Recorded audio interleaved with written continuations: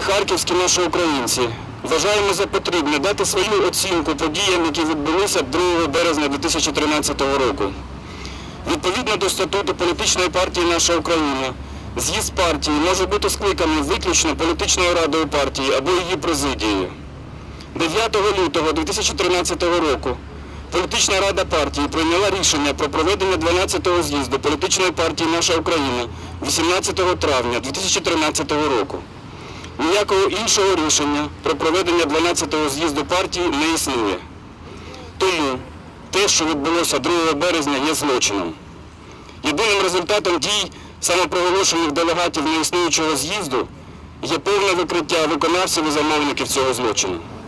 Політична партія «Наша Україна» існує і буде існувати, незважаючи на заяви купки шахраїв. «Наша Україна» є демократичною партією. Ми толерантно ставимося до різних думок, цінуємо критику, визнаємо помилки, бо не помиляється той, хто нічого не робить. Але ми завжди будемо непримиренно ставитися до зради та підлості. У нас вистачить сил дати відсіч тим, хто мріє про дискредитацію наших ідей і нашого лідера.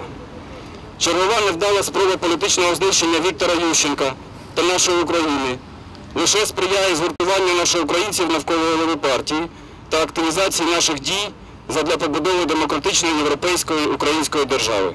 Слава Україні!